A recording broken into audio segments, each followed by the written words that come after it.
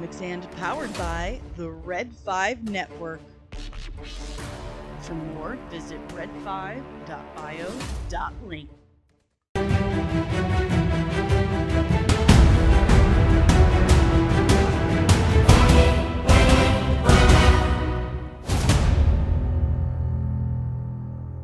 Ladies and gentlemen, welcome back to Comics, and it is I, your humble, nerdy host, Dani. And today I have an awesome guest. He's well known in all our little circles, probably for more than just the amazing achievement that is X-Men 97. Ladies and gentlemen, my little nerdlings, welcome Mr. Beau DeMayo. Welcome, Beau. Hello. Thank you for having me on. I'm allowed coffee. Can I drink coffee? Oh, please. I insist.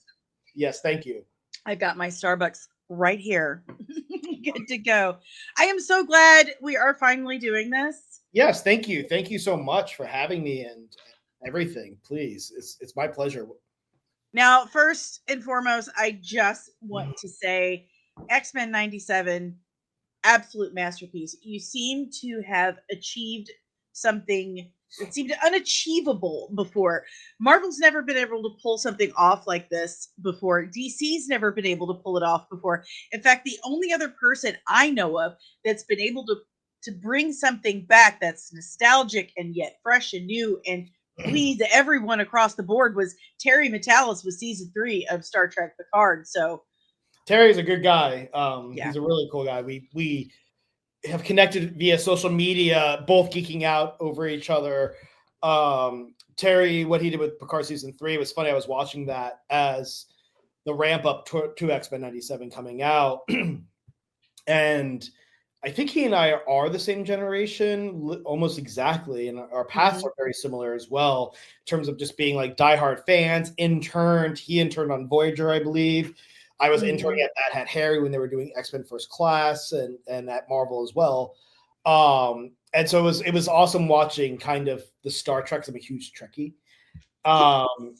Kind of rally around that show. And what's interesting about Picard season 3, and I was on Star Trek Strange New Worlds, and we talked about this a lot because a lot of those writers' rooms, they did talk to each other. I think what Picard season 3 did, and I think the new Superman movie did this as well a little bit.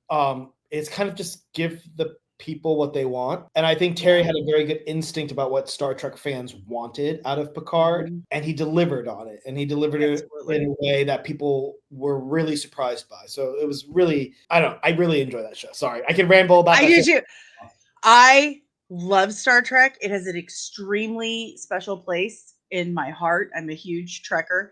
So that's... Star Trek also has a lot in common. And when you talk to the Leewalds, they talk about their own love of Star Trek, how that informed the 92 series almost as much as anime informed Larry Houston when he was directing that original series. So there's a lot of overlap between X-Men and I even think Claremont at one point wrote a crossover. I may be imagining this completely, but I know Claremont's a Star Trek fan, but there's a lot of overlap in the fandoms of Star Trek and X-Men. Oh, all the best people are Star Trek fans. Like Star Wars, because Star Wars to me is always so lone wolf. Yeah. There's something about like, oh, it's the chosen one, right? Yes, you're right. Individualistic, which is great. That's not a knock against it. But Star Trek is so much like X-Men about the family, about the ensemble, about the teamwork, all working together to accomplish and defeat the bad guy of the day. So I'm not surprised that a fellow Trekker and X-Men fan exists as such as you. So another thing we have in common, you were talking about you and Terry are close in age. We share a birthday. We're both September 7th. September 7th. Woo! Virgos, man. I saw that and I was like, we actually have so much in common. This is crazy. I mean, we're absolutely insufferable people to be around because we're always right. Yeah. We see can't help it. It's just facts. We see every flaw with every system around us, and we just have to point it out. And we are typically the recipient of phone calls months after someone has gotten mad at us for telling them the truth, where they then say, You were right. You were right. I get those a lot. I get those a lot too. I get those a lot. Yes, I, it's funny. I have an intern right now, and he's also actually was my mentor's son, and basically helped raise him. And he's also a September 7th. It's such a good birthday. I get so excited when I see, Devin Sawa, he's a September 7th also. Yep. And my good friend Max Emerson is September 7th. It's a good day. I think it is. Beyonce's a Virgo, but I don't know if she's a 7th. I don't think she's a 7th. I'm going to look her up. Can I look it up? Is that rude? Yeah, go ahead. Go ahead. No, it's not rude. Let's do it. Let's do it. Let's put out. I think Beyonce's birthday is the 21st. Speaking of queens, Elizabeth I.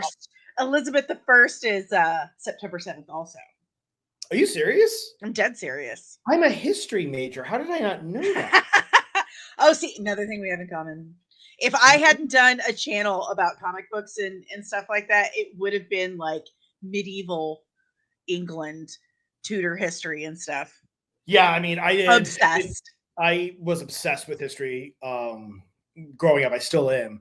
I just saw this thing on Instagram. It's one of sadly, the least profitable degrees to get in the current age. Yeah. September 4th. She's 3 days before us. Okay. Whatever. So we're in good company. Fine. It's fine. But I believe he who does not know his history is doomed to repeat it. So very important and which very telling. Tells me about the fact that it's one of the lowest degrees apparently being obtained by people. Exactly. It also explains a lot about where we are as a world right now. I was thinking the same thing. Like, absolutely. That's where I was leading with that.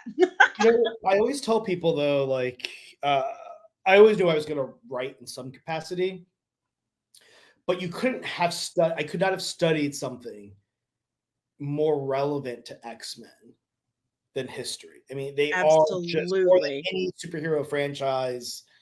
I think I'm really racking my brain here. Is most aligned with just the study of history and the knowledge of history and the cycle of repetition that history tends to, which I mean, X-Men 97 was talking about that cycle, that deja vu. We always end up in the same ugly place. So was that part of your preparation for X-Men 97 was history? I mean, yeah, I'm a history buff through and through, always will be. I think I wanted to be an archaeologist at one point when I played the first, I'm dating myself, PS1 Tomb Raider. I remember wanting to be little queer Beau in Florida, being like, I want to be Laura Croft, and then quickly realized that's not how archaeology works, and it's a lot of sand, and I was like, nope. But yeah, there was, especially, the season is structured very intentionally. The first 4 episodes, when I pitched the series to Marvel, the first 4 episodes were always designed to be a little bit of a misdirection. It was, hey, we're back. Don't you remember how this cartoon was? Storm is announcing her every single move, which is strategically a very bad thing to do. Yeah. Rogue is, thick with the accent and the analogies and the metaphors. The Boy Scout, the Boy Scout Scott, all of that was very intentional to give 4 episodes that really made you think, oh wow, they're just really redoing the 90s cartoon in that voice.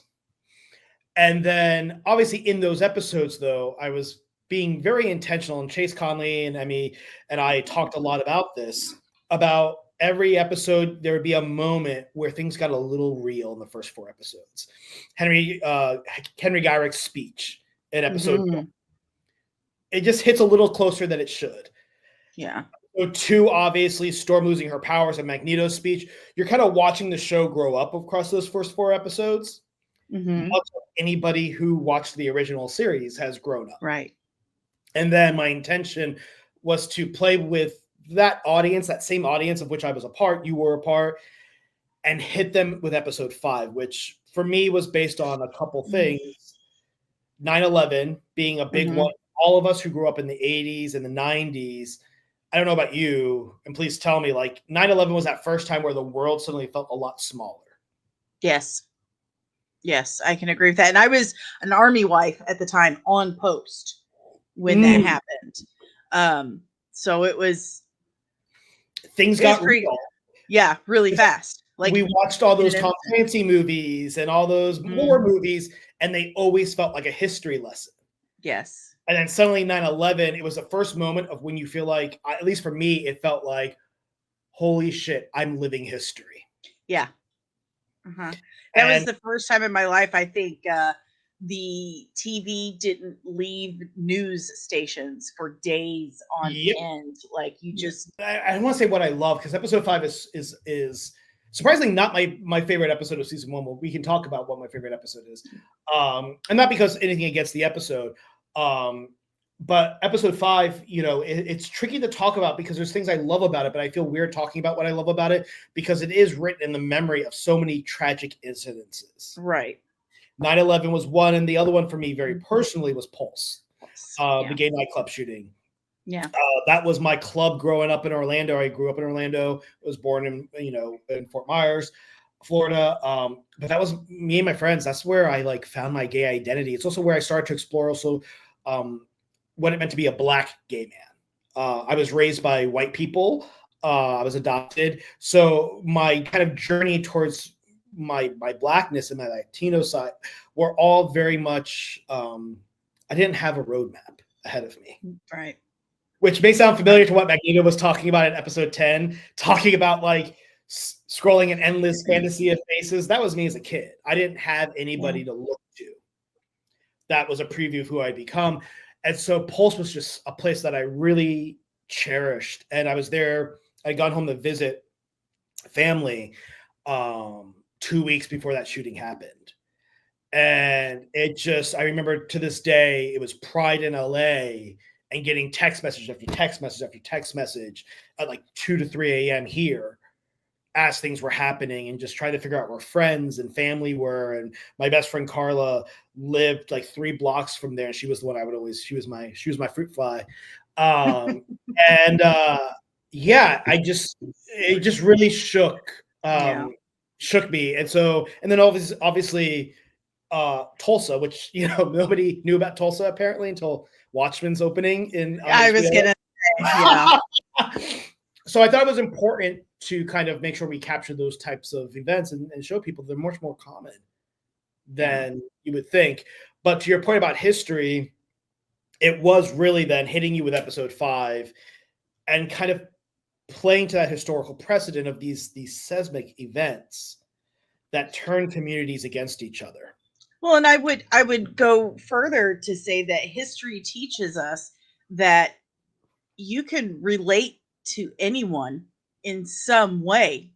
All you have to do is go back through your history, through world history. You will find something that you can relate to, and then compare that to something else that someone else is going through, and all of a sudden you have a frame of reference. It's funny that you're talking about it. That was one of the more controversial lines I got through season 1, was when Magneto was talking to Xavier in episode 10.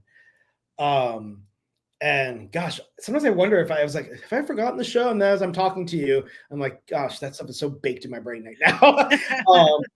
But when he says, they don't want to be, Magneto tells Xavier in the bar at the top, he's like, they don't want to be better. They want to be the best. They even argue over who's the best victim. It was a really, the show was very hard to make and write and produce and just steer through production for a variety of reasons, some of which I'm very vocal about online. But just the idea that, we exist in a society today, and me being raised by white people, having Korean siblings, being Black, white, Spanish, and gay myself, I've always been at this weird Venn diagram center of watching everybody think they have it worse than everybody else. Oh, yeah. And something I was so adamant about when I was crafting the show, and maybe call me naive, and there are some individuals who think I'm enabling racism or sexism or homophobia because I'm willing to reach across the aisle, so to speak. But to me, the X-Men have always been about empathy. Yes. It's always been about your worst crucible is my worst crucible. And they are different, yes, and we need to respect that. And there are differences between the Black experience and the female experience and the gay experience and, yes, the white experience. But there's enough commonality there where we can start talking to each other better. Right. There's always something with everyone that has made you feel excluded, alone, different. We've talked about this. I'm physically disabled, and from the waist down, it's very, very visible. And I grew up in a time when there was no Americans with Disabilities Act. The ugly law was still a thing. Having to be asked to leave McDonald's because your legs are disturbing other patrons. Like, that's just a way that I am able to understand somewhat where you're coming from. There's always something someone has experienced that has made them feel alone. Exactly. I've said this many times. Like, when the show was coming out, this last year since I left the series or was booted or whatever you want to say, it's been an interesting time of a lot of emotions, but there's also been a sense of release and rest, because there was 4 years of making the show, which was absolute hell, because making a TV show is always hell. I don't care if it's for the best studio or the worst studio in the world. But I was also dealing with just, similar to what you're speaking of, people saying, oh, they got a gay Black guy to do the show. And instantly people being like, it's going to be woke as anything. It's going to be this. He's going to put forth his agenda. And he's talking about how it's based on his gay Black experience. And, something I was always telling people was, when I say I'm running this from my experience as a gay Black man, perhaps a better PR friendly way of saying it is saying there's not a person on this planet who's not entered a room and looked around and gone, oh shit, I'm the only one of me here. And that to me is ultimately what X-Men is about. That really existential moment when you look around and you go, I'm the only one like me here. Does anybody else think like me, talk like me, feel like me, love like me, cry like me, whatever it may be? And you start going into your head so anxiously. And you become so hyper conscious of, with you, your disability, with me, my skin color, who I love, whatever it may be. I've never met a person who's never had that anxiety. Exactly. And so that's why I think X-Men is so powerful and has become something that, even calling it a superhero franchise, I feel I'm going to sound kind of, I feel like I'm going to sound like the Batman people who are like, Batman's not a superhero, he's a vigilante. But X-Men to me is more of a sci-fi concept than it is. It's like Star Trek. It's more of a sci-fi concept than it is a superhero, to me at least. Yeah, I can see that. I can see that quite a bit. We've gone over, your approach to it, which was, pretty genius. It's so simple. It's so simple yet genius. Like history, everyone feels crappy, etc. Like relating personal traumas and worldwide traumas in a way that is consumable and relatable to everyone was the move to make. But how did you come about taking on this project? That is a lot of pressure. It is a show, a series, characters that are so beloved. It was the flagship of Marvel. How did this come about for you? So it was during 2020, which was everyone's favorite year. The year that never ended. And I had previously been on Witcher. Contrary to what a certain individual tried to spread around online, I left Witcher because when COVID hit, no one knew what this industry was going to do. And so for like Witcher, all the Witcher writers who I would work with, we were all released from our contracts because the union rules are if you don't bring writers back within 6 months, okay, you're released. And so I had moved on to Moon Knight, which is a franchise I love. I'm probably only second to talking about social justice and identity is probably mental health. To me, close to my heart. And And I love Egypt so much. And so that was a no-brainer when I got the call from my manager to interview for that show. And I met Jeremy Slater, who's an amazing showrunner. It was amazing. It's one of the better Marvel series. Yeah, and he fought the good fight in a way that he's much more humble than I am, because he fought a good fight and has not been as vocal as I've been about the good fight that I fought. But that's where I got kind of reintroduced to Marvel, because I had interned there in 2011 when I first moved out here from Florida. And I just made sure it was known while I was there that I'm a huge X-Men fan, because I knew the rights had reverted back and they were potentially going to be doing something with the IP. Was not expecting that they would want to do X-Men the Animated Series, even though people had always joked about it on superherohype.com, comic book movie. You would see people be like, what if they brought that back? And so I had done Moon Knight, made sure they knew, and then had moved on to Star Trek Strange New Worlds. And that's when I was on that series, I got the call from Brad Winterbaum. I assumed it was for Blade, because typically in this industry, being a man of color, I only get offered jobs that have a black person in it. But I was actually pleasantly surprised when, he had said, like, hey, and this is really, and this is no disrespect to Kevin. I don't buy into the Hollywood model of like, you're the head of the studio, so you should get all the credit for, like, it's made by people. And those people, right. It really was Brad Winterbaum who became the champion of getting this show made. And I can speak on some sense of authority that I don't think it was a series that everyone at Marvel probably wanted to be made. And I understood that. I used to be in development in the executive side before I became a writer. And from a franchise standpoint, it is potentially confusing. Yeah. When you got the rights back to this TV or to this property, to actually step in with a cartoon that's a revival 20-something years old. Almost 30. Yeah, it's a pretty big swing. But Brad and I were very much aligned on the idea that there would be no MCU without that show. If you really look at X-Men and Spider-Man, the animated series, that's why you had Bryan Singer's X-Men. That's why you had Sam Raimi's Spider-Man movies. And all those owe themselves to actually Wesley Snipes' Blade. Facts, yeah. That is very true. And so we were very much coming back that we could speak to that audience at a time where they were really the mass market of viewership, which is now changing, not in a bad or good way, it's just time. And he called, he asked me if I'd be interested in pitching a take on it. Played it very cool.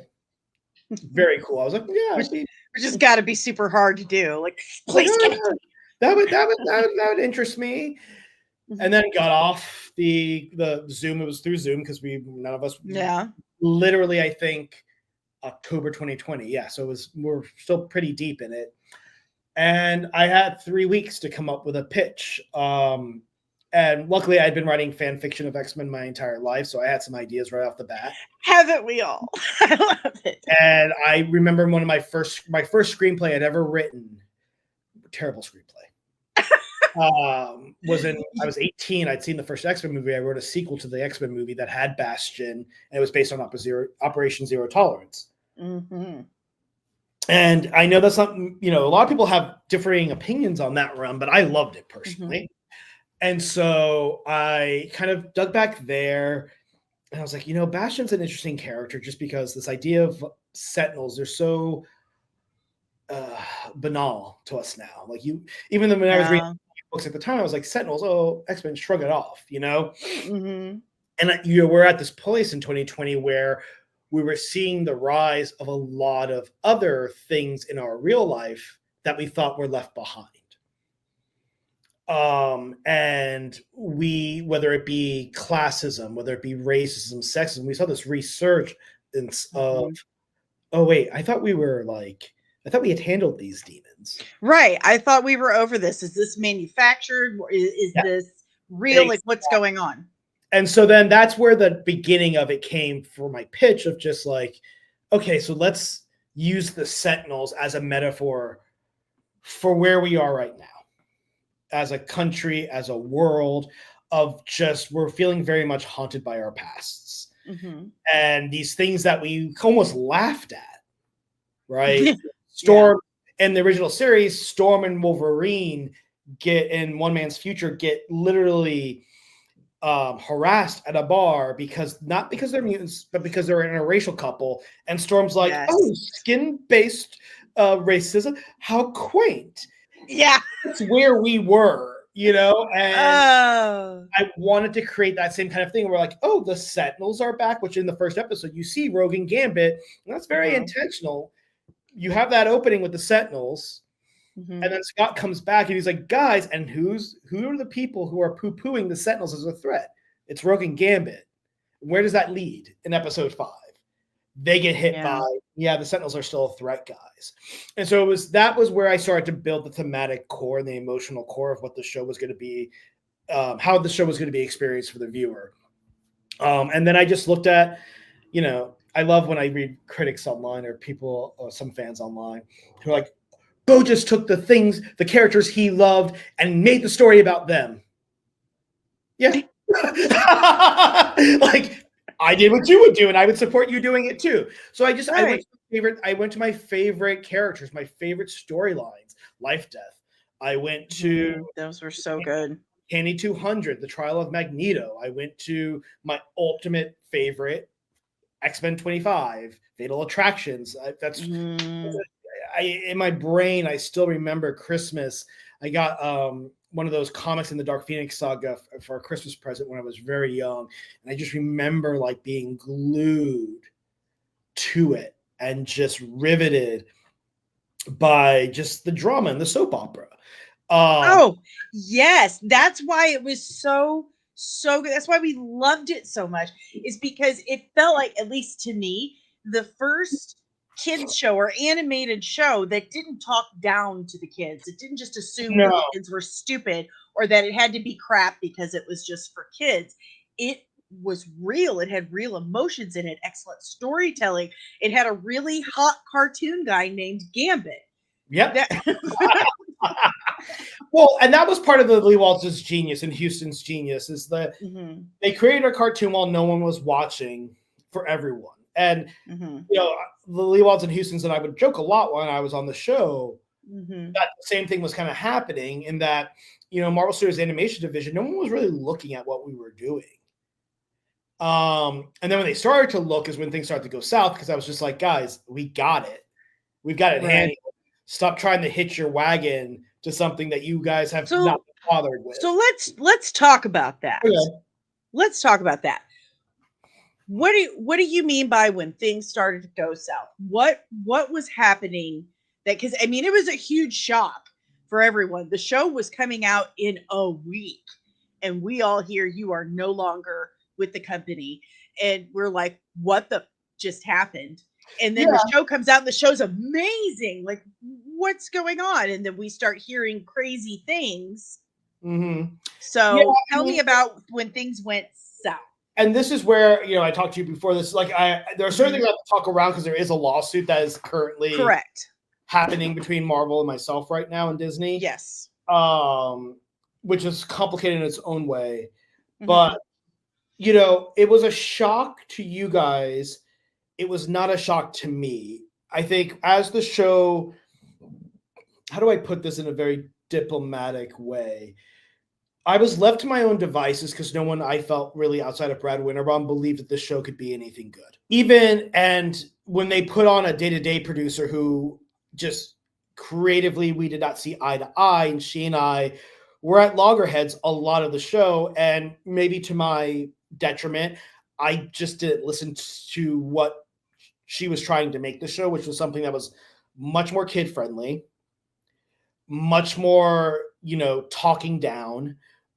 I just was not, and quite frankly, in a way, my sense was something that was somewhat homophobic and racist.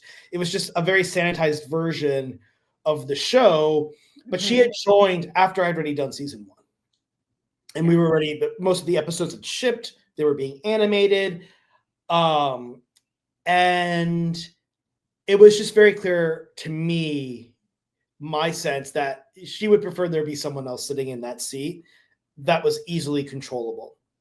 Now, you also mentioned, and this is something I really, really appreciate. really appreciate about you is that Marvel or someone made mention that the fans don't want to see the X-Men stories. They want to see new original stories that the Disney Marvel has come up with it. And you said, no, shut up. I just, I'm a huge X-Men fan, and I was very intent when I was hiring for the show that anybody who joins this show has to be a fan. I did not subscribe to what Nate Moore talked about of that it's somehow a bad thing to have fans making these projects. Maybe in the 90s and 80s, maybe it was the fans didn't have access to filmmaking knowledge and craft and all that stuff. But now you do have plenty of massive fans of so many nerdy things who are also highly qualified craftspeople in the making of TV and film. So that adage just doesn't make sense to me anymore. But what ended up happening is, you hire a bunch of fans, they may have in their head the vision of the show that they wish you were making. Mm-hmm. And when you are the executive producer and showrunner, it is your show. And I don't mean to say that from a place of ego. It's my ass on the line. I'm the one who goes to the studio and to You're fans. The captain. I would use Star Trek very often as a metaphor of I don't like to seal the bulkheads and leave people behind sometimes, but that's what you do for you say right. because your job is larger than just protecting engineering or teleporter or whatever. And there were individuals who felt that the comic should be left behind, and they want to put their imprint on it. And while I can be accused of doing the same, I also knew I trusted my gut and my fandom of X-Men that I would do it right by fans as well. Right. And when you have a vision for something, it can be very difficult because the point of a vision is that you see it and maybe others don't until it's on its feet. Right. And I had a lot of great collaborators on the show. Overwhelming majority of people on this show were so in lockstep and so supportive. And I cannot sing their praises enough. And their ability to help me get this across the finish line against some really bad apples is how I would put it. Who, some because of my skin color, some because of my race, some just because I had muscles and they would make fun of me for it, did not believe that I could also be an intelligent writer who could shepherd a series like X-Men across the finish line. And it was just a daily battle every day of microaggressions and just constantly because I don't play that game, of feeling that I had to prove myself or earn respect for individuals who, I'm sorry, I don't need to earn your respect. I have this seat for a reason. I'm sitting in the chair for a reason. Working 4 times as hard for a quarter of the respect. Yeah. And if you don't see that, then, I saw one report, someone left the show, quit. Yeah, there were people who quit because they didn't like working with me. Yes, that happens. That's what happens. I've worked for people who I didn't like working with, and what I do is I don't say it's a them problem. I say it's a me problem, and I leave. It's a chemistry issue. It's a chemistry issue. And I've always told people, I'm not everybody's cup of tea, and I don't strive to be everybody's cup of tea. I am who I am. You're going to love me. You're going to hate me. Or maybe indifferent. I love people who are indifferent about me because then that's no expectations whatsoever. I don't have to live up down to any expectation. But, what I insist upon is a base degree of respect. And when I don't get that, I just don't have time because fans don't care about the behind the scenes quarrels and rivalries. They don't care about ego. They just want a good product. And quite frankly, we are enormously privileged to do what we do in Hollywood. Yes. I completely believe that. And if we don't see that our goal at the end of the day is to make that person's $12.99 subscription to Disney Plus worth it, and to take them out of what is, quite frankly, a really hard time for anybody. I don't care what stripe you are. Yeah. That's a job. And that was always on my mind. It was to make a show that spoke to people and made people feel things and made people feel empathy and made people feel connected to each other. And if you were on the show and you were getting in the way of that, then sorry, you don't belong here. Right. And that sat badly with some people. And, I guess I feel sorry for that. But at the end of the day, the work and the quality of the work speaks for itself. And this one producer it was very clear that she wanted me gone and was creating an alliance of individuals who were trying to make my life hell. She was very happy when I got pulled onto Blade for a little bit. That was a disaster because it was, and I can't speak too deeply because that's part of this lawsuit, was one of the most racist environments I've ever worked in my entire life. And if you knew me personally, you would know that I'm not the person who pulls the card. But that was an area where I had to fly back to LA. I met with someone at Marvel that I thought I could count on to do the right thing, and they did not. And even the way I did it wasn't like, I want to get people in trouble. It was like, hey, guys, you need to be doing better. I want to help you. And it was just clear that they were not happy that I was bringing these things to their attention. And they pulled me off the project about 3 weeks later and put me back on X-Men. And that's where I sensed, between this producer and now Marvel, feeling like maybe I have betrayed them, that they were doing everything in their power to push me out the door, to sideline me creatively. And the show was suffering for it, which is why season 2 was supposed to premiere this year. Yeah. Out. I think it was remembering we were supposed to premiere season 2 in September of 2025. And now it's indefinitely delayed. It's because they don't know what they're doing. So you said that your season 2 has been completely reworked now. It's, from what I've heard, I can only speak to rumor, and not even rumor, I do have good authority. They came in after I left. Because, see, my version of season 2, which I've spoken about a little bit, I'll speak more about it when the show airs. I had assumed that if you had joined me along for the season 1, which was very demanding in terms of what it expected of audiences. There's no filler. I do not connect dots. I don't believe in pandering to audiences, which I think is something that a lot of fans don't like. Yeah, we hate it. Like, keep up, rewatch the episode if you missed something, do your research. There's ChatGPT for a reason. And I assumed that the audiences of today who have been inundated with how much comic book lore at this point were going to be able to keep up now with an even more sophisticated story in season 2. And you see a tease of that, and that the X-Men are scattered across 3 time zones at the end of season 1.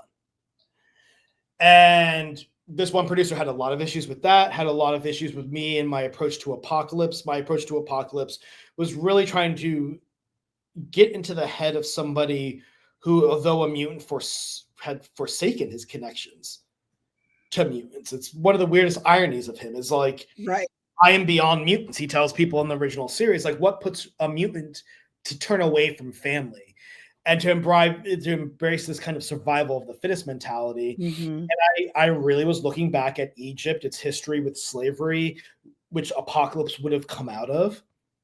Yes. And I was speaking to that, and also was advancing towards Onslaught. And with the intention being that Onslaught would kick off of season 3, that would be entirely Age of Apocalypse, or at least half the season would be Age of Apocalypse.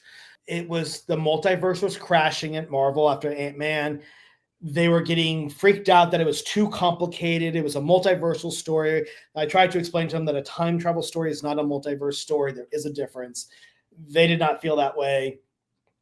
And that's when the creative differences when also aligned with my refusal to let myself be harassed and treated less than because of who I am, which was very clear. I was being bullied and harassed by individuals because they just did not want to take a gay black man seriously in that role, producer specifically. Sorry, but I want to know, like, are you able to illustrate at all some of the bullying and harassment that you suffered?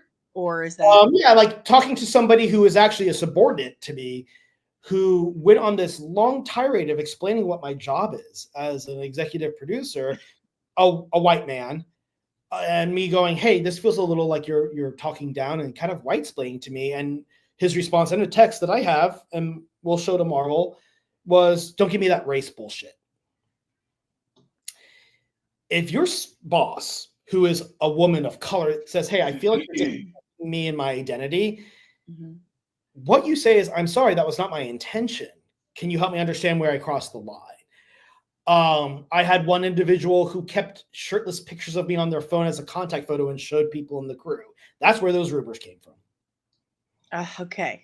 This same guy, white guy, would come on to meetings with whole people and be like, hey, I was showing my son your Instagram, your thought pictures, and he wants to know if you have a shirt. Like, why would you show your child that, first of all? Like, that's my first question. But just to point out the elephant in the room, in case anyone is unaware, but there were allegations of you harassing people, you sending nudes to people, your OnlyFans, which I have to say, Bonely fans is hilarious. I love the pun. Anyway, they have this, which cleared with Marvel. Marvel knew about that. That's all conjecture. It's individual. I mean, look, it's interesting. I look at scandals now when I hear about them so differently because I've seen how the internet takes it.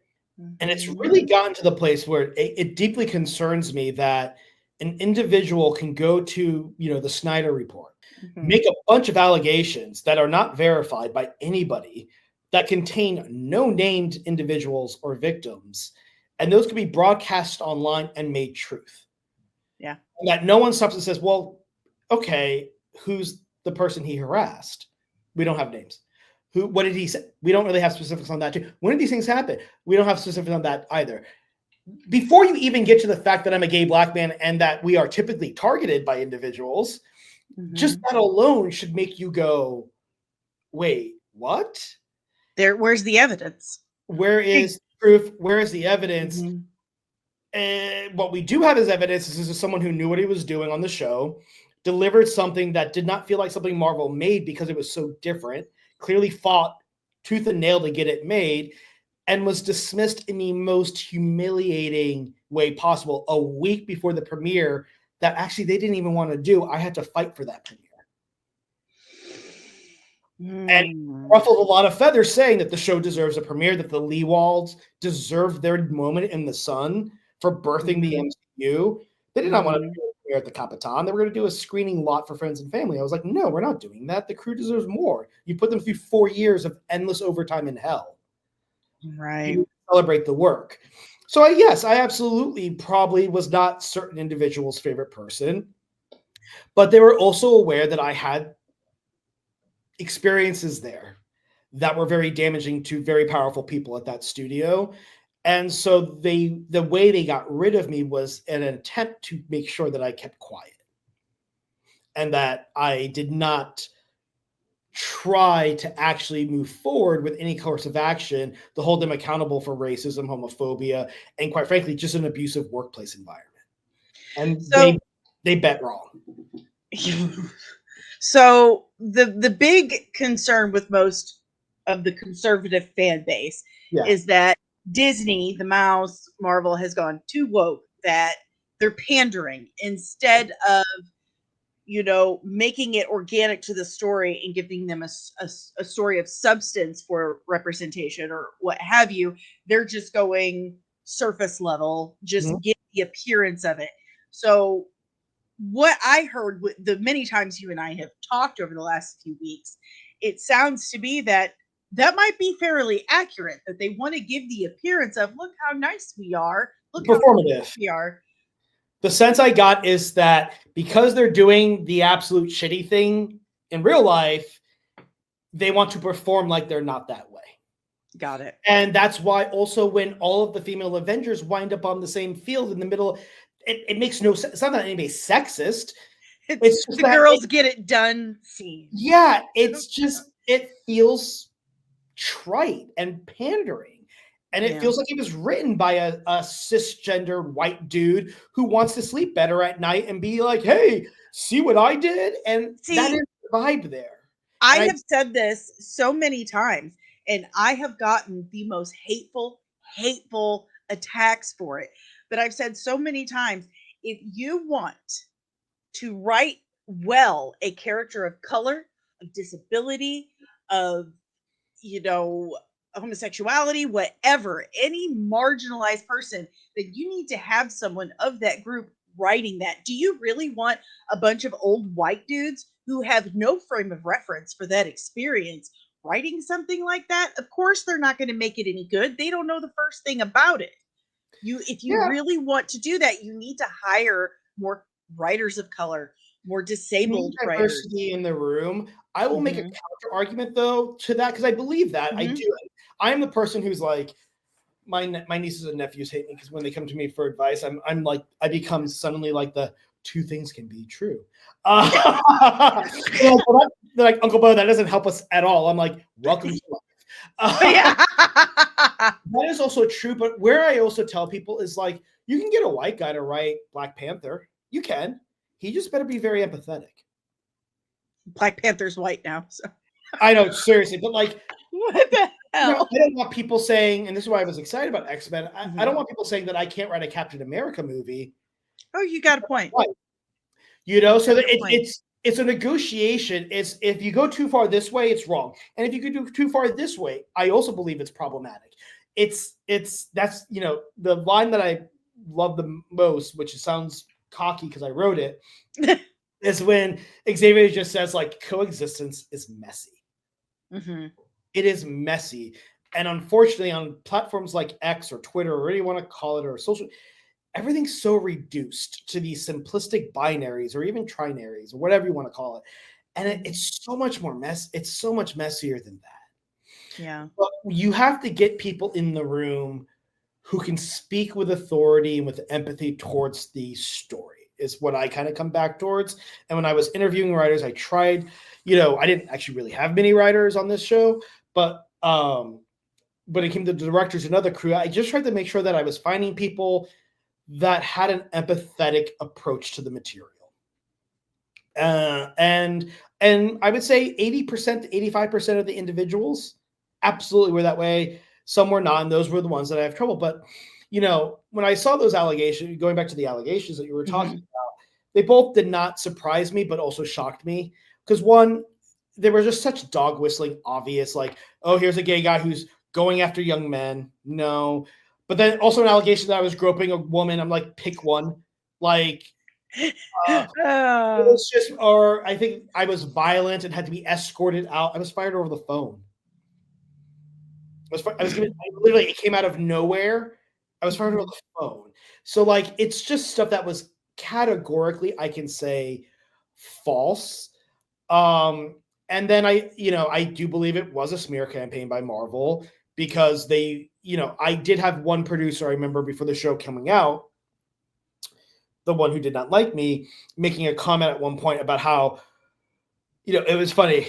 When the show was getting ready to come out, it started to be shown to the wider Marvel group.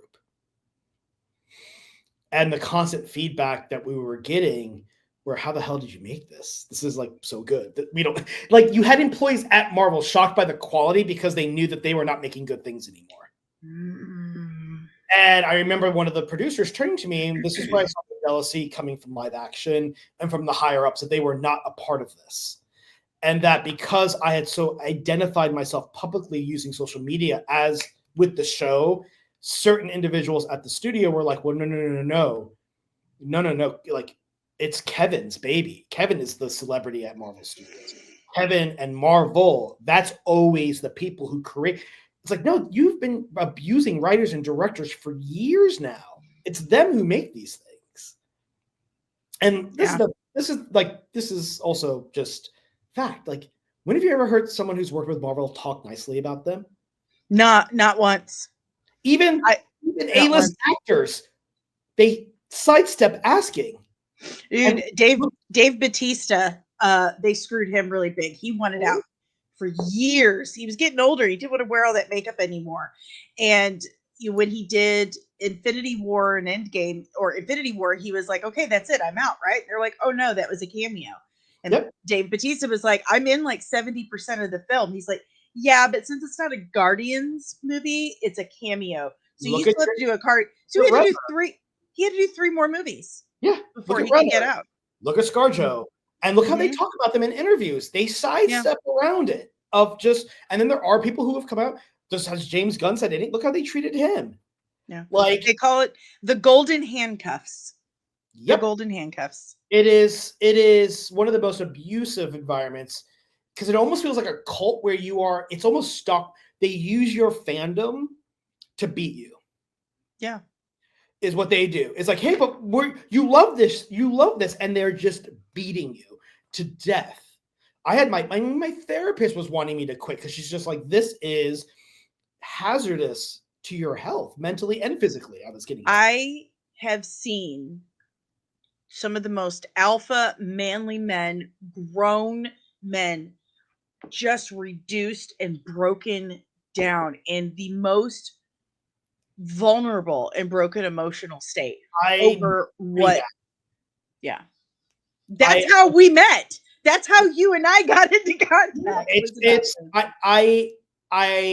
this is what I tell people is like, I hope that me speaking up and speaking out, which has been one of the most terrifying things I've ever had to do in my life, I hope it produces some change, but I am also confident that at some point, if this doesn't move the meter, that much like all the other Hollywood stories whether it's Harvey Weinstein or whoever, where the truth comes out eventually. Mm-hmm. And eventually Marvel will have to take accountability and own up to just how terrible it is towards its employees, towards its artists, and how much of just I tell people my vibe, my sense is like, oh, this is a country club.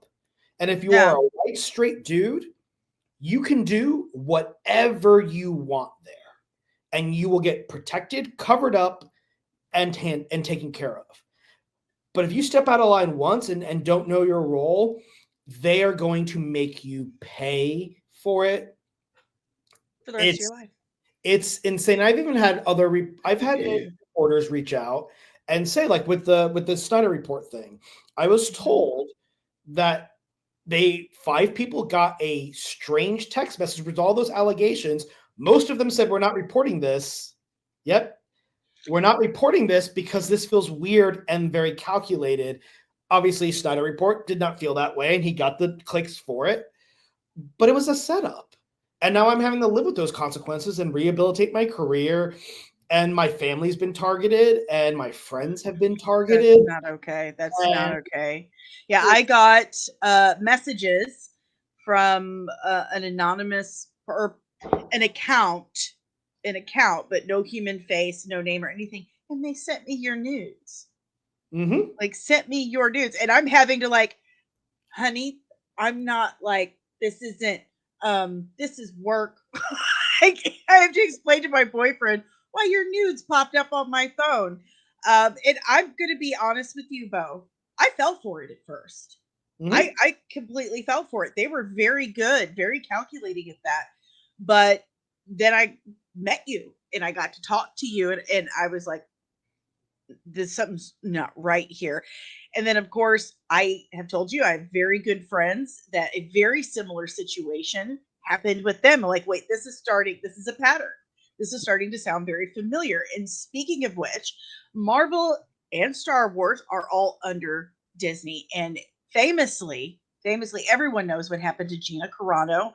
I know a lot more of the behind the scenes that went on because one of my friends that got trashed like you did was there and witnessed it. She's got her lawsuit going. How do you think your lawsuits, if you think at all, will affect each other? You're basically saying the same thing. I don't think they'll affect each other that much because I do think they've managed. I mean, they will not feed into each other in a legal standpoint. I'm not a lawyer, but I do think I'm heartened that I see, there's a vocal minority that will always come after me. And I would like to say it doesn't get to me. It always gets to me. It always puts me in a bad mood. There's been many days where my friends have just been sitting, watching me curl up on my couch because someone has accused me of being a rapist or being a predator. And as someone who is a victim of sexual violation myself, God. Which is always funny because, people don't pick up. Episode 3 is all about sexual violation. What Sinister does to Jean was rooted in my own experience of being violated. And someone shattering your identity and the disassociation with your memories that Jean has throughout the rest of the season is all rooted. And Disney and Marvel weaponize that against me.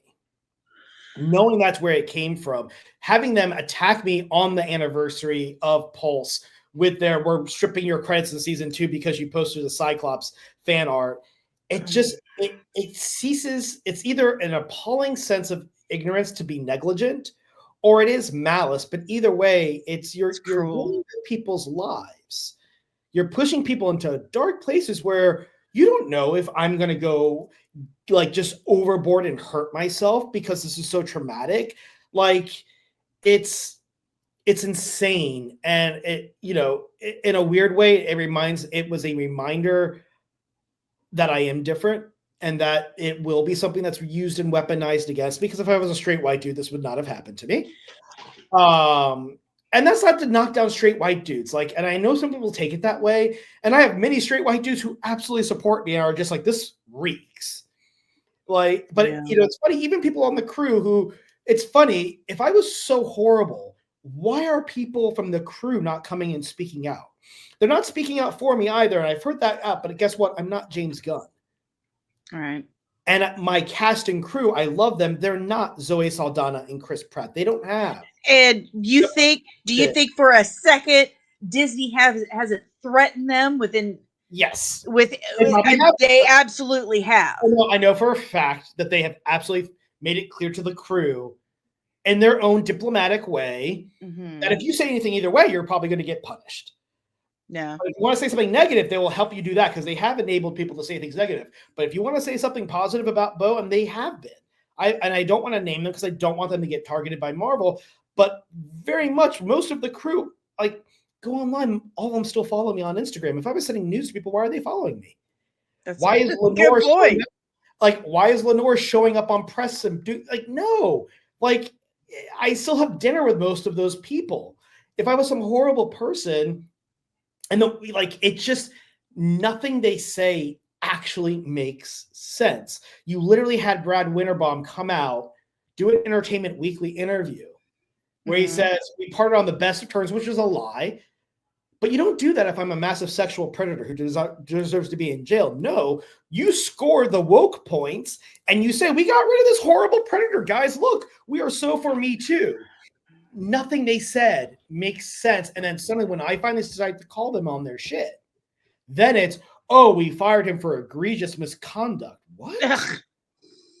So it doesn't, and even for me, like it got into my head where I started questioning myself and my integrity as a human being. And if I'm a good person, thankfully, between the crew standing behind me and my friends and my family standing behind me, I was able to get out of that hole. But I'm not going to sit here and lie to people and be like, oh, this last year has been a cakewalk. No, this has been one of the hardest years of my life. It has tested me in ways that I was not prepared to be tested. And that's why, sometimes I do get very bitchy and angry on social media. And because I am, at the end of the day, guys, a human. And I think a lot of people forget when they're going after Zack Snyder or James Gunn or David, I cannot say Corn Sweat. Is it really Corn Cosnet? It's Corn Sweat. It's Corn Sweat. Yeah, that's David, I don't mean anything bad, but that's a name. Like, you see people go out, and I just want to step in every once in a while and be like, look, if someone's an asshole, because I go after certain people and they're assholes, and I feel justified.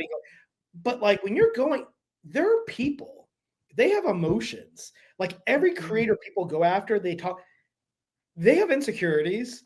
They doubt themselves. They've got problems. They have skeletons in their closet, like we all do, that deserve to be kept in their closets. No one would want, there's not a person on the internet that if I was able to go into their mind like Xavier, I could find something that could make you look like a monster. I am watching the Superman debate right now, and it makes me sad. Yeah. Because it actually makes me sometimes not want to do what I do anymore.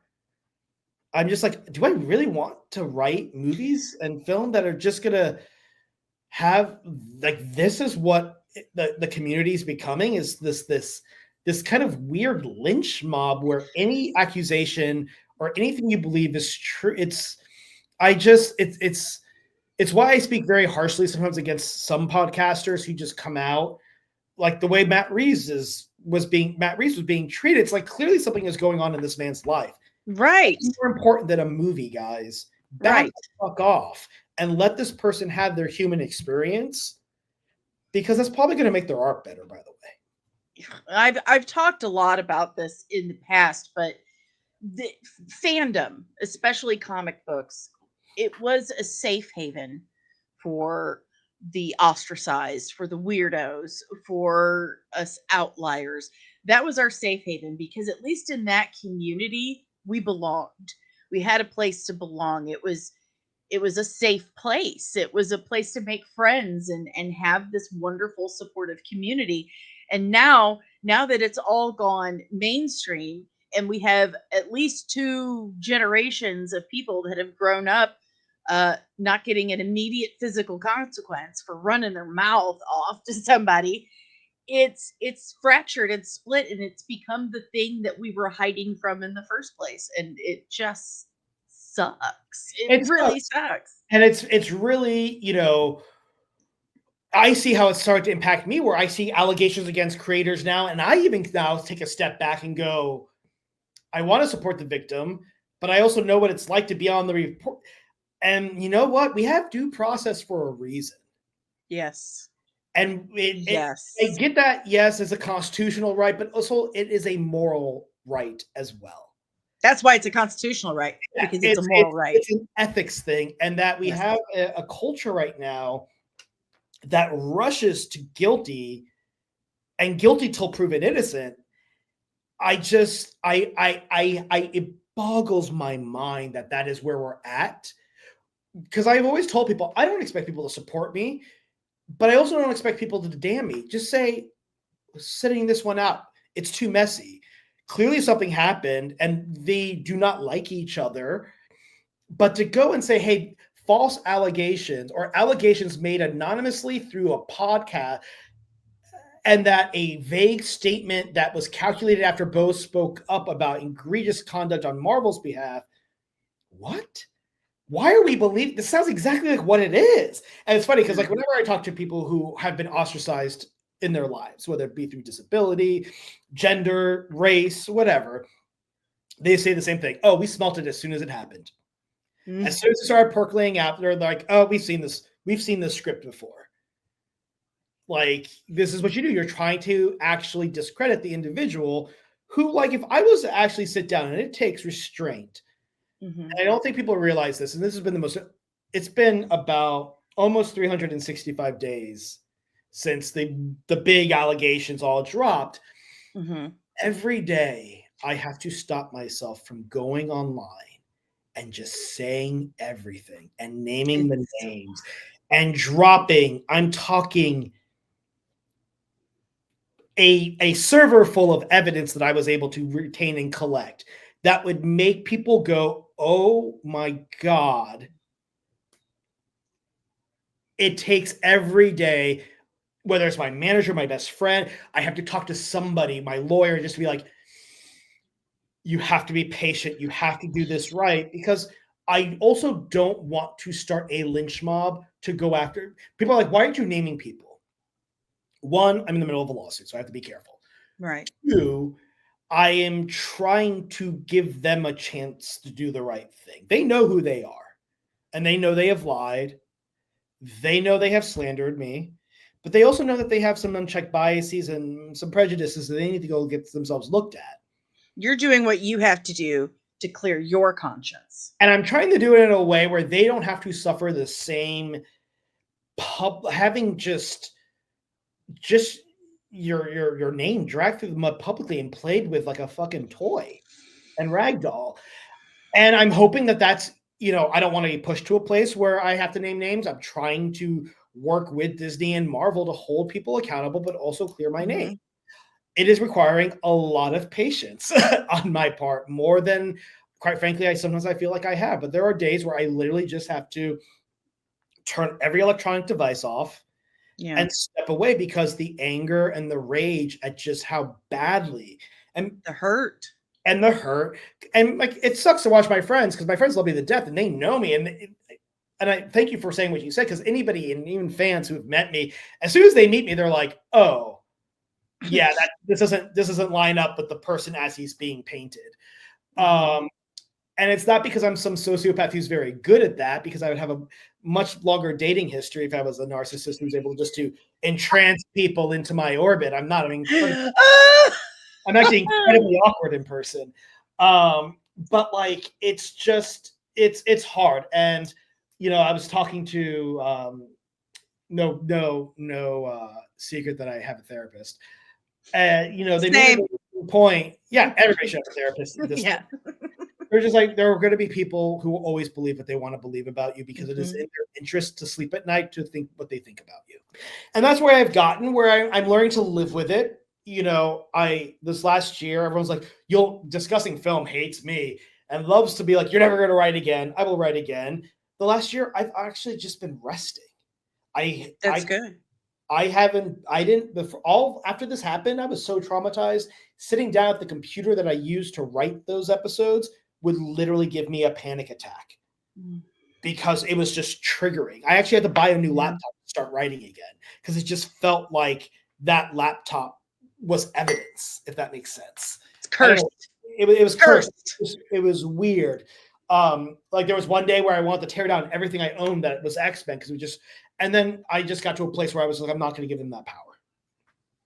I'm not going to give them that power. It's a breakup from a toxic relationship. I tell people all the time, the last year has been me recovering from an abusive relationship. And it has been very clear to people around me that that's what it was. Even during, and if you've been in an abusive relationship, which I don't know a woman who hasn't been, to be quite frank, and I don't say that lightly. I say that from having 4 sisters and watching them all go through recovery themselves. And not necessarily physically, just bad boyfriends. And I mean, there are plenty of boys I know too who've been through the ringer with so many toxic women as well. But if you've been through a toxic relationship, either or, it changes you that last couple months. And my friends were noticing it was changing me. I was not the person I used to be. And the breakup period is also transformative and difficult. And there are things you thought you deserved that you begin to realize, like, no, I didn't deserve to have this executive mock me in front of the crew that way, or throw me under the bus, or turn to me, because what I was saying earlier, when Marvel employees were like, holy shit, how'd you make the show? It's so good. Like, I remember we were in post doing sound and mixing and finalizing, and you literally had Skywalker sound techs and people coming up to me going, how did you do this? Like, one, they were thanking me for bringing their childhoods back, and that's always the thing that'll bring me to tears. They were just like, Marvel doesn't make shit like this. They haven't made stuff like this. How'd you do it? And this one producer turned to me, she goes, you're gonna be a monster when this comes out. And that's why, like, I literally texted one of the execs at Marvel 4 days before I was fired, and I have that text. And I said, I do not feel safe at this studio as a gay black man telling stories about identity anymore. I sent that to that person, and 4 days later, I was fired. Yeah, that's a coincidence. And it's funny, and why Marvel has been so quiet. Because I've hit them pretty hard, and they don't like it. Yeah. The reason they've been so quiet is because they know I know what I know, and I'm trying to hold them accountable. But if I was some bastard, there'd be an HR paper trail. And guess what you have to do, for people who don't know how corporations work? When you are spoken to with HR, you have to write a document saying, hey, I've been spoken to by HR because I sent nudes to people. Never happened. I was spoken to HR because I whipped my out at somebody, which was some accusation I heard too, or I was abusive. There's nothing. They don't have. And we have said, show me these HR reports that I signed where you spoke to me about this misconduct. They don't have it. Like, it doesn't exist. It doesn't exist. And so instead they release art books where Jake Castorina is taking credit for pitching the show, which is absolutely incorrect. I saw that. Deaths no, there was one person, I'll be quite frank, and maybe this sounds like an asshole. There was one person who was in charge of story and who came up with the story and what you saw happen in that show. That was me. The directors helped me execute it. And I am grateful for their contributions to that. But in TV, the showrunner is the lead voice creatively. And that is not a rule I made. That is a rule that has been made in this industry in tradecraft. And it was made clear to anybody who joined the show that Beau is leading the ship. No, Jake fought me on Gambit's death every single day. I'm so mad at you about that. Like, and was like, you fans killed are my gonna, man. but like, I just knew this is what we have to do. I knew the Mhm. story I wanted to tell, and I told it. But you know, whatever reason, people don't want to think that I came up with it and think it's other individuals. And it's always funny too. Like, I have never shied away from giving credit where credit is due. I also don't give credit where credit's not due. I'm very specific about the people I give credit to online. Like, I will always sing and bow at Chase Conley. To me, he is the underserved, unspoken hero of the show. He did all the even episodes. His episodes are by far the best of the series. Episode 2 and 8 are my favorite. And that he was able to execute 8 with me and his team. 8 is when the Sentinels all come to life. Mm-hmm. That episode was a movie in 30 minutes. It almost killed us. Amazing. And then I came in with episode 10, which is a 40, and it's like, Chase, I am so sorry, but you're going to be a victim of being a badass. Where, you know, Phoenix is going to come back. We're going to take Cable's arm off. And then we're going to leave them all stranded in time. But that's after we drop an asteroid on the planet while Xavier and Magneto are having a therapy session in their minds. And what I love about Chase is he just kind of looks and goes, we'll make it work. And when you have people who trust you, and you know, I earned that trust with them. And the first couple episodes, very much the crew was just like, who the hell is this guy?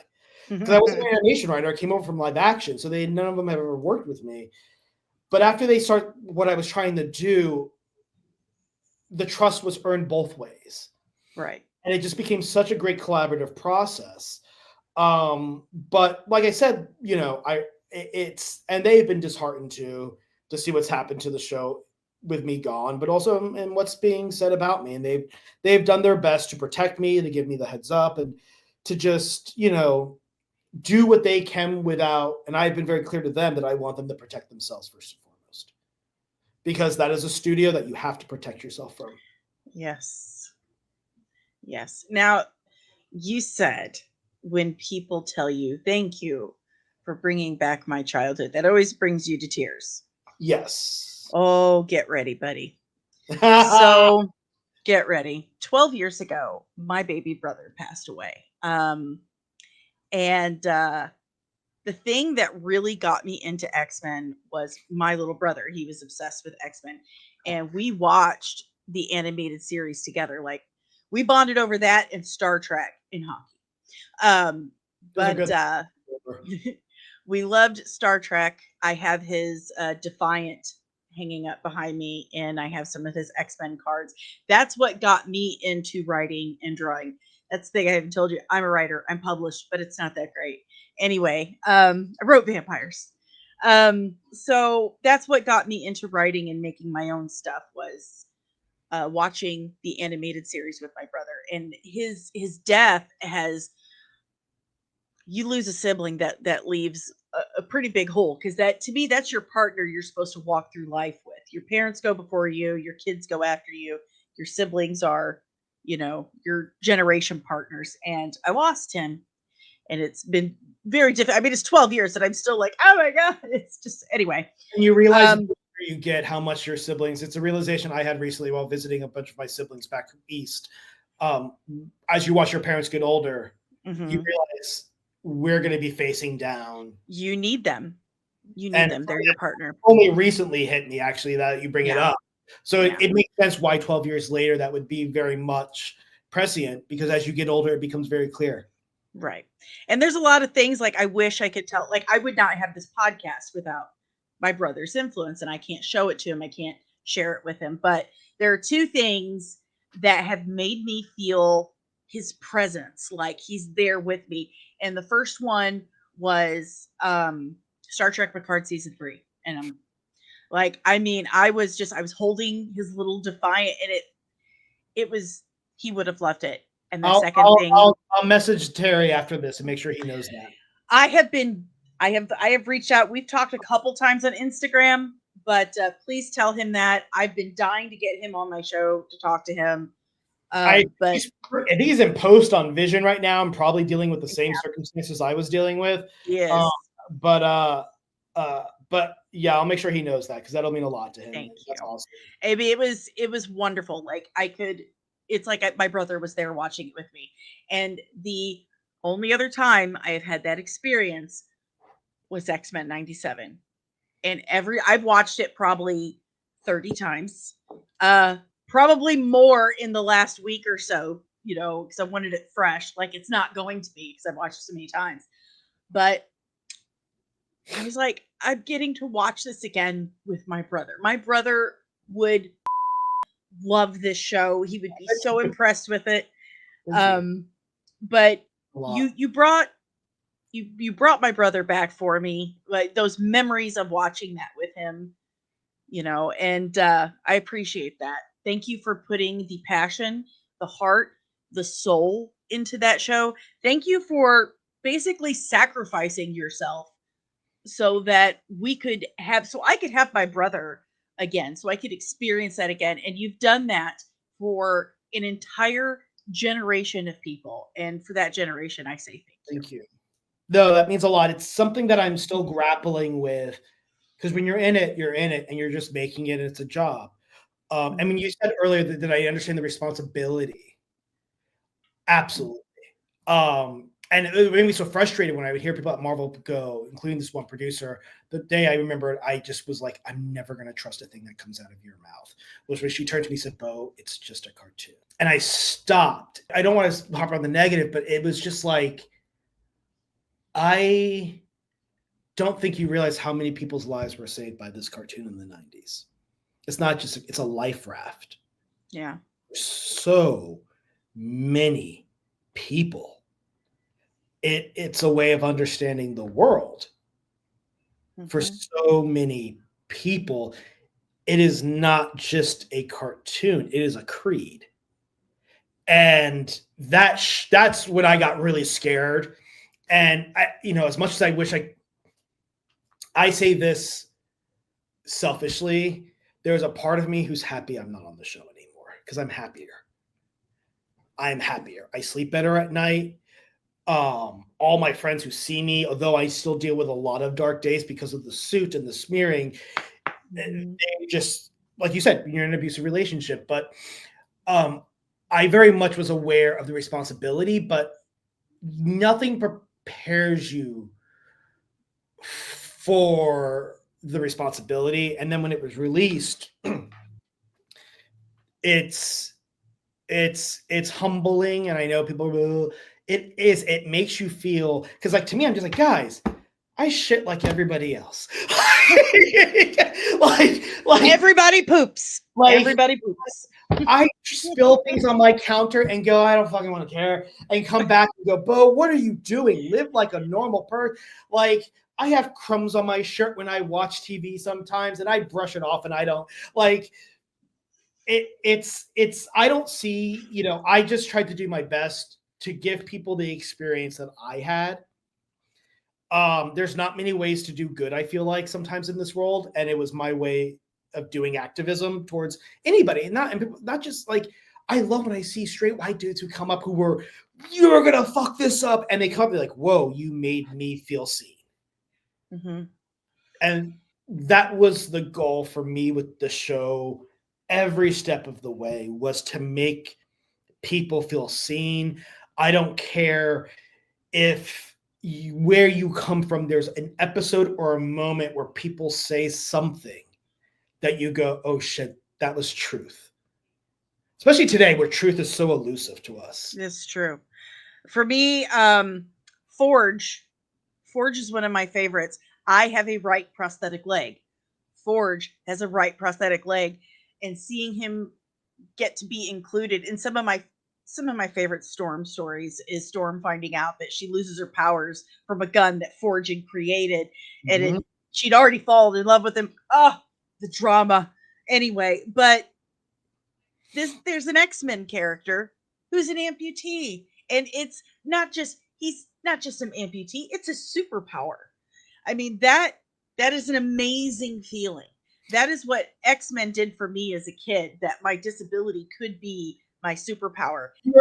I'm glad that you saw that in that story, like, since that was very important. That there were two storylines in there that I was really focused on for disability. My sister has an invisible disability, but it was, unfortunately, you probably have seen me speak online about episode 4.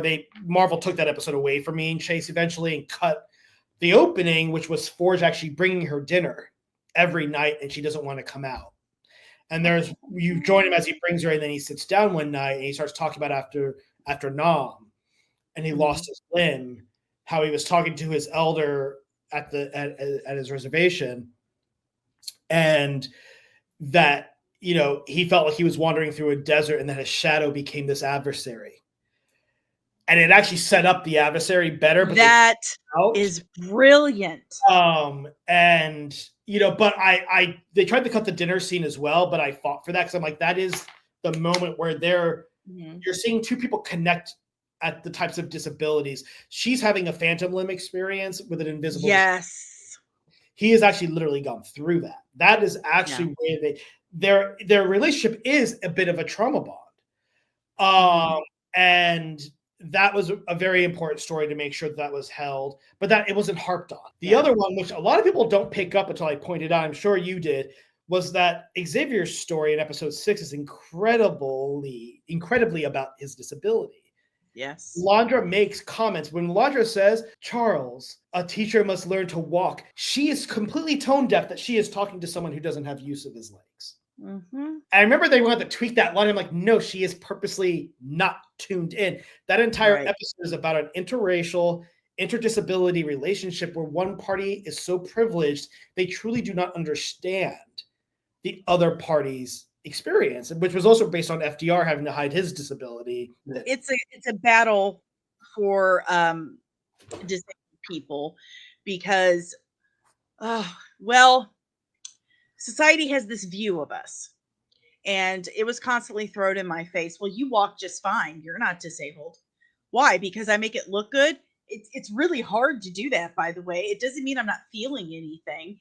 So you're either not disabled enough for them to consider you disabled and give you the consideration of your reasonable accommodation, or you're too disabled. If you're disabled, you shouldn't even be working here.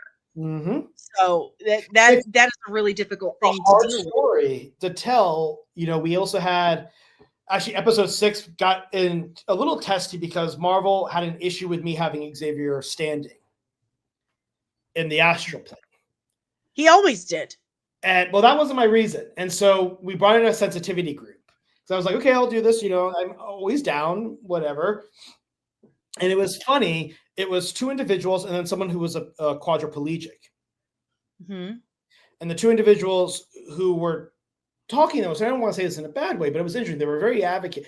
We're like, he has to be in his wheelchair. It's the most positive way to show blah, blah, blah. And I noticed that this other individual was being very quiet. And I believe he had lost his legs or he had lost use of his limbs in a car accident, I believe.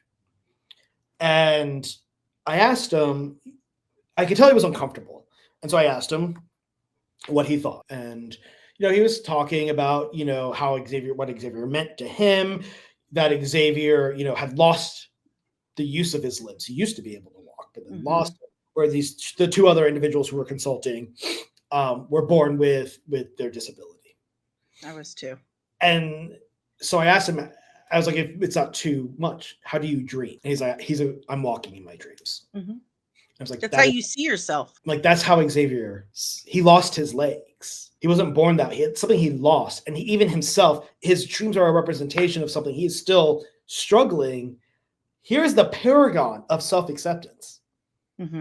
And the way he projects himself in the astral plane is a tell that he is still having on the daily basis to grapple with his lived experience. Well, and I think it goes beyond that too.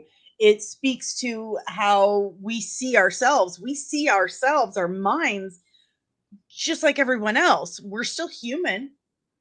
We see ourselves as human beings in our minds, in our subconscious. When I imagine or daydream myself, I don't daydream myself with this stupid fake leg that doesn't want to stay on right now. It's a wonderful way to demonstrate, to articulate, illustrate all of it, that we are still human beings. We have the same wants, desires, needs, and loves that any other human being does. And that's where I feel like Marvel could use help, because there is a way to do woke stories, inclusive story, without making people feel like you're pandering to them. Oh God, it's so irritating. Anytime I see an amputee in anything, they have them in shorts 24/7, 365. Mm-hmm. Why? Because they don't want you to forget that they're an amputee. They've written nothing else for them. They're one-dimensional. Their cornerstone of their personality is the fact that they are an amputee. And it just perpetuates this idea that we're all like that. We have no other thoughts, wants, or desires. And we dress different from you. That's the stupidest thing I've ever heard. Stupid, and it's just bad storytelling, not to reduce it.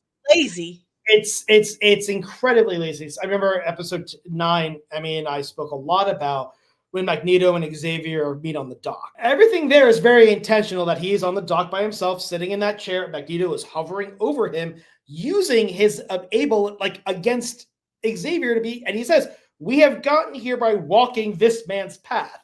These are, but everybody who I've spoken to who have suffered, like, we got that story. Mm-hmm. We were tracking that, but you didn't pander. Black people get many different versions. Storm's story, talk to any Black person, especially a Black woman, it is about Black women fearing their power. And then the moment, there was a reason I picked the Black costume, because the costume is more in touch with Blackness. It's just, I love that costume. It's my favorite. I purposely denied you her hair because I knew you're going to want her hair. And I wanted that hair to come back when she had fully come around to embracing and not being afraid or apologizing for her power in episode 6. So there's a way to do it, but you have to allot time and patience and get the right people. And, you know, we had a crew that was incredibly empathetic and really wanted to hear and listen and really challenge ourselves. And we don't always get it right. You know, I'm ashamed to say this. Genosha, the first couple episodes passes, I approved, had the statues of Xavier and Magneto, and Xavier was standing. And then someone came in, we hired someone a little later, and he's like, "Hey, Beau, do you want Xavier standing?" I was like, "Oh my gosh, fuck." And this is where I like going back to why necessarily I'm not outing people and naming the people who were prejudicial against me. Mm-hmm. We all fuck up. We all of our privileges, even me as a gay Black guy, I've got my privileges, and we all miss the mark. We all miss the mark. And and that's what I love about X-Men, is it reminds us of that like, not only do we all have our thing, but we all are, as Magneto said, like, the oppressed become the oppressors, like that. And so you have to be hypervigilant sometimes. And not even hypervigilant, you just have to be forgiving. I'm just glad that I was able to make a show that for 10 episodes, for the most part, it seemed like the entire X-Men community was united. Yes. You accomplished the impossible. Yes, it was very hard to do. There's not enough, you know, and I think I'm going to start doing I'm talking to a buddy recently, who's a cinematographer, and I actually think I'm going to start doing my own making of each episode. You should. Where I walk people through just all the behind the scenes, what went into it, little things that people, I was so happy that it sounds bad to say, I'm so happy that someone realized that there was a reason that Magneto threw a train. It's because the Jews were transported on trains to the camps. And also he uses it as a whip because Black people were whipped. Like, that's all very intentional. And I do believe in the power of storytelling. You use that kind of imagery when you don't even realize it. It's still hitting something in the back of your head that makes it resonate. So I'm just happy that, and so when I have, X-Men fans come up and say to me what this means, it's deeply humbling. And I appreciate it. It did take a team, without Chase and Emmy, and all the incredible board artists do not get nearly as much credit. I mean, these are the people who are really, they're almost like the actors in animation in terms of, like, they're really making the people move. Yeah. And these would just be very well-written scripts on my hard drive. And while I steered and guided them, their work and the faith they put in me and the vision I had for season 1 is something that I don't think I'll ever feel or experience again in my career, but maybe I will. But it really is on all of them. And so when you see people or me liking people's stuff that were on the crew, please always send them love, because not only did they absolutely do it with me, but they're still in an even worse environment, because something you can't tell I'm a very protective person. I'm a Virgo. So what I did a lot with Marvel is I protected the crew from them. And now that I'm not there, the thing that I feel the most guilty about is not delivering another season of X-Men to fans. It's that I can't protect them anymore. I'm still trying to in my own way, but I hear the stories of what they're being put through, how many people they're losing, some of their best artists they're losing, and it just boils my blood that they have learned nothing. They have learned nothing. But, they're still trying to fight the good fight. I don't necessarily think the show is, you asked earlier, they tore up my season.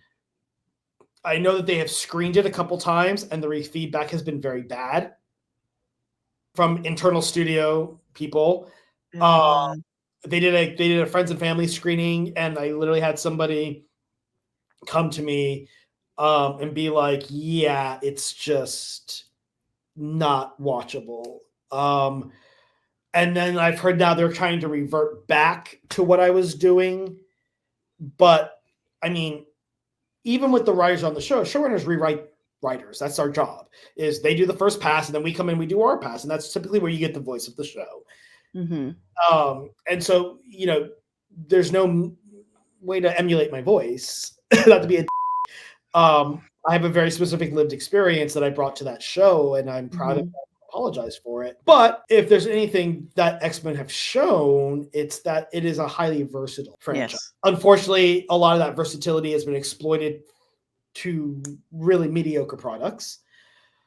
But I'm hoping that the people who are fighting the good fight prevail, and we get more good X-Men. I wish I had more faith in that, but I'm also scarred from my experience, and I freely admit that I'm biased. But it's something, I even see with Superman right now. It's just like everybody's like, this is like, no, Superman is all those things, guys. Actually, yeah, he's a cornball. He's a cornball, but he's also Zack Snyder did a version of Superman that is also very legitimately. That's the Brian Azzarello version of Superman that we've read. Like what Snyder did is very much what Grant Morrison and Jurgens were doing, and so like they're all valid in their interpretations. And I've actually been off social media this entire week because I just can't. I know the fighting on both sides. I just find it to be a disservice to the character. Yeah, and when they've missed the entire point of the movie. It's even if you hate what the Snyder Bros, which is a loaded term on itself. I have not hidden my love of Man of Steel. I love it despite its flaws. Same. And I'm just like, but we love superheroes. Can't we like get around that? So, but no, but I do have an appointment that I do have to get to, so I have to wrap. But is there anything else you want to ask me before we wrap up?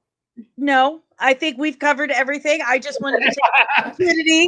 It is covered everything, so we covered it all. But we'll do this again. I'm sure we can do it these 2 premieres, and I can sit there and just be like, "What have they done?" That would be great. I just wanted to take an opportunity to thank you so much for taking the time. I enjoy our budding friendship. Yes, I definitely enjoy talking to you. So you take care. Text me later. Let me know how things are. I'm so sad my cat did not make a surprise appearance. This is the first time. And my bird didn't. Usually he always hops up when I'm doing some sort of a podcast or something and has to make himself known, but he has been bird watching this entire time. But yes, text me later. I will talk to you later this week, okay? All right. Thank you, Beau. Thank you so much. Bye. Disney and Kathleen Kennedy are gonna get you.